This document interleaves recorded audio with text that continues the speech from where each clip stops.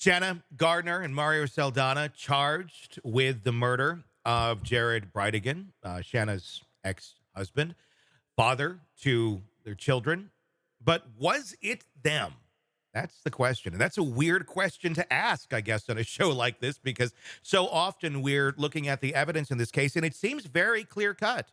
There's a hitman that flat out says, look, it was these two. They hired me. They wanted to get rid of the problematic ex-husband that they're sharing custody with, and it was just too much, and the solution was to get rid of him. But is it really that clear cut? Joining me to discuss, Robin Dreek, retired FBI special agent.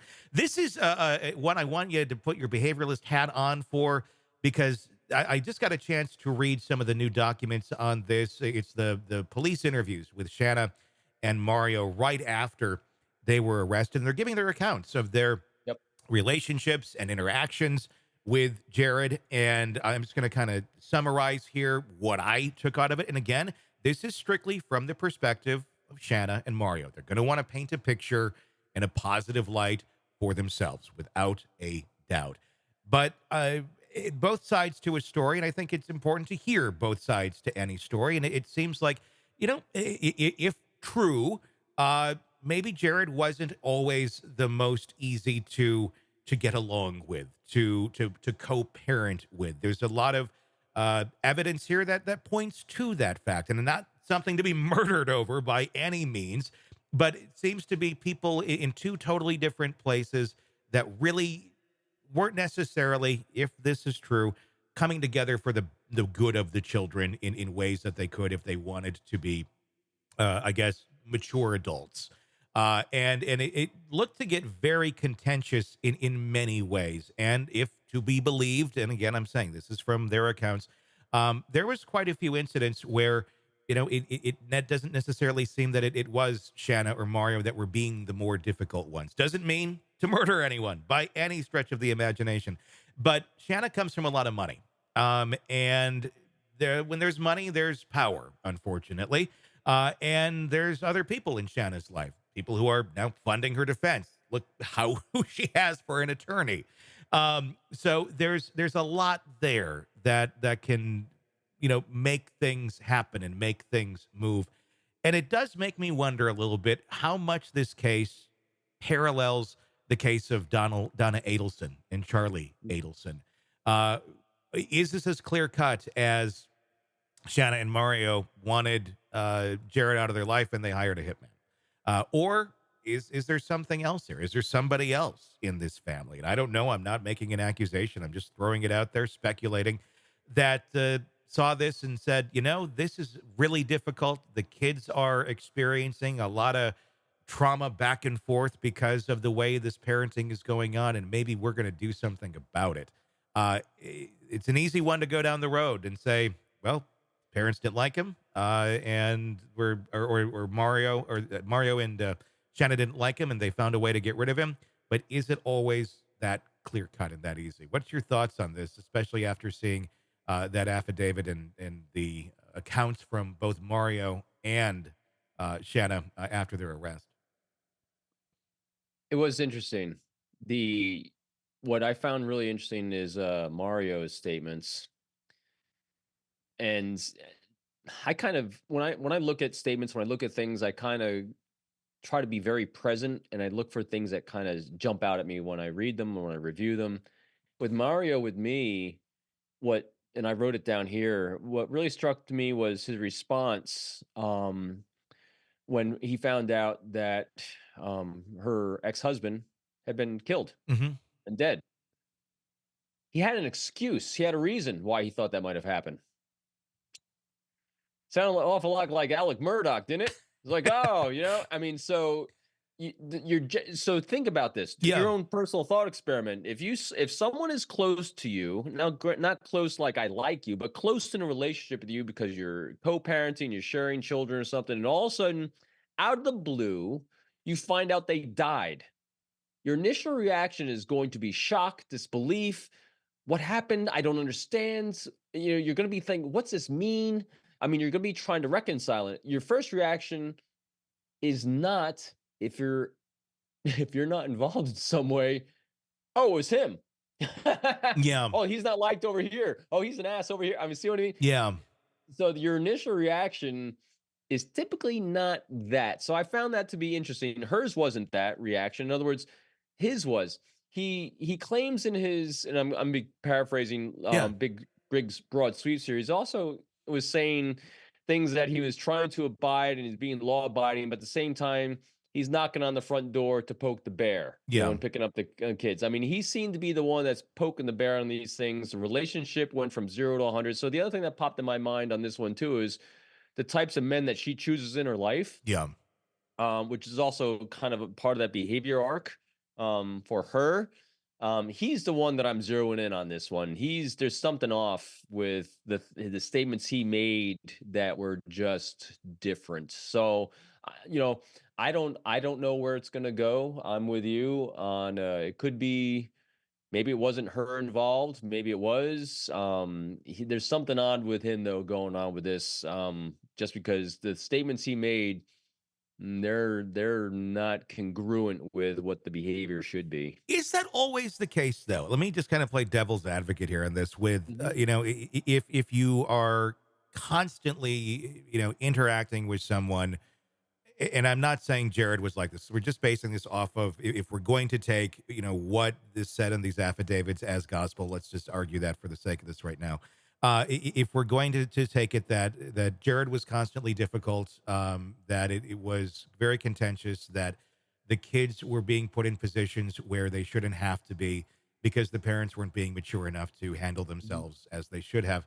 Um, if we're going down that road, and you're constantly dealing with this, and there's other people who don't like this person because this person has a pattern of behavior of being difficult to many people in their lives, not just you and your relationship with them and the kids and that whole dynamic, but others as well.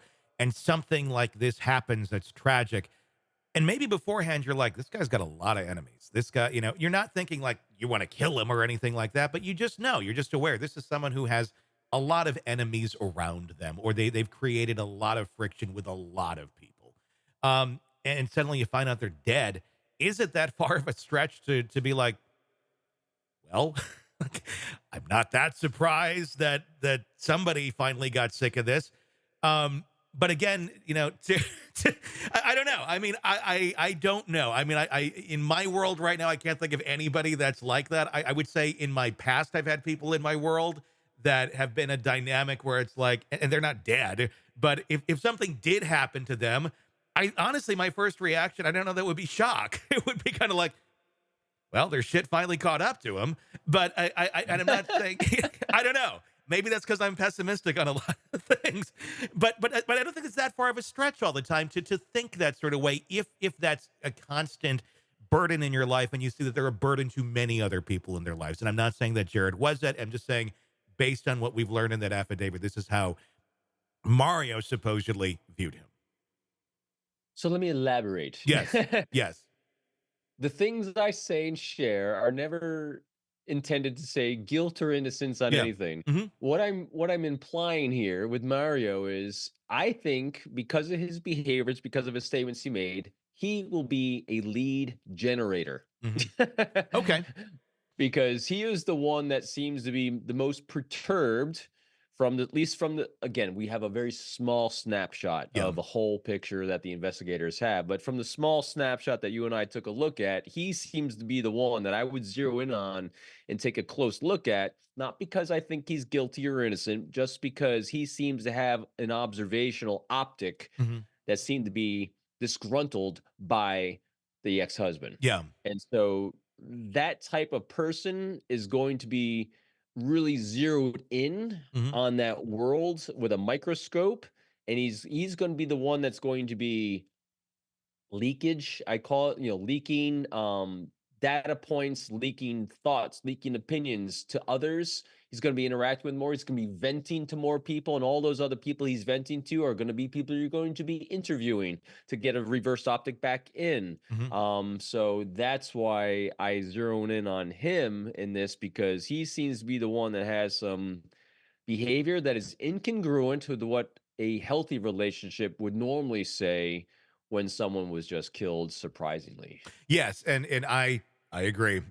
With Shanna, it also makes you wonder a little bit because it took them a long time to arrest her. I mean, that one took several months after Mario. So it does make you wonder, well, what was the connection there? Is she more innocent than, a lot of us thought? Because a lot of the thought process is because we base things on, kind of our own paradigms and our own relationships and the relationships we have with others around us of, well, if this was my world, my significant other would certainly know that I was going to do that or something like that, because that's how we communicate. But that's not how everybody communicates, especially when we learn about the dynamics of this relationship.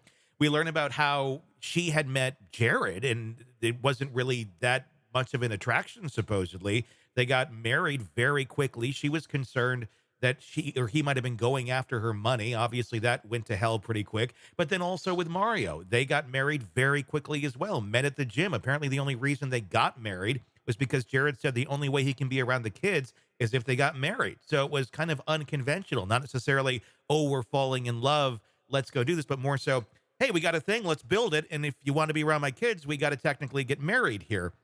So it does make you wonder a little bit, is she rushing into that because, it feels good, she wants that, and she really didn't truly know what the hell she was getting into and what this person was capable of doing.